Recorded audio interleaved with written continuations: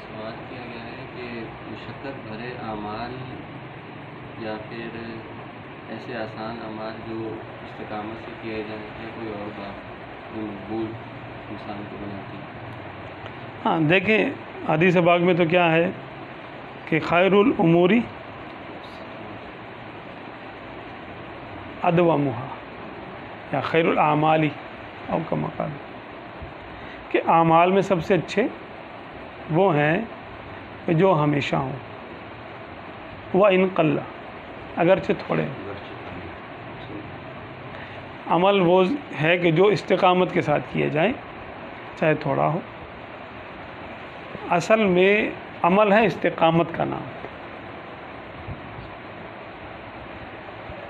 جیسے ایک شخص ہے وہ دم کرتا ہے، سورہ فاتحہ سے دم کرتا ہے، اس سے مریض ٹھیک ہو جاتے ہیں۔ دوسرا آیت الکرسی سے کرتا ہے، اس سے بھی ٹھیک ہو جاتے ہیں۔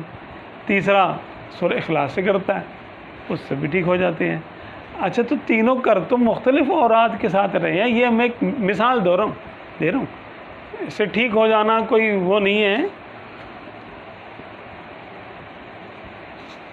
کیا بات ہے کہ استقامت، ایک بندے نے سورہ فاتحہ کے پڑھنے میں جو وقت دیا ہوتا ہے، اصل میں وہ وقت دینا، اس کا بیٹھنا، اہتمام کرنا، یہ اصل عمل ہے۔ اور فاتحہ پڑھنا، اخلاص پڑھنا یا آیت الکرسی پڑھنا، درود شریف پڑھ لینا، یہ اس کا رنگ ہے۔ بیسک کیا ہے؟ وقت دینا اور استقامت اختیار کرنا، جگہ کی، وقت کی پابندی رکھنا، ترک اگر کوئی ضرورت میں سے ہے تو ترک رکھنا، اپنا کچھ ترک جلالی ہوتا ہے، جمالی ہوتا ہے، وہ قائم، یہ عملیات ہیں، یہ عمل ہے، اصل عمل یہ ہے۔ اور اس کے جو ٹائپس ہیں، جو رنگ روغن ہے، جس کی خوبصورتی ہے، وہ اوراد کے نام ہیں۔ آپ کوئی سا عمل کر لیں، اگر پابندی سے کریں گے اس میں ایک قوت پیدا ہو جائے گی۔ آپ خالی الف کہیں، الف الف الف الف، یہ بھی اللہ کی وحی میں سے ہے نا۔ ادریس علیہ السلام پر حروف تہجی نازل ہوئی تھی، تو یہ بھی وحی میں سے ہے۔ آپ الف کہیں گے تو یہ بھی تجلیات رکھتا ہے اپنے اندر۔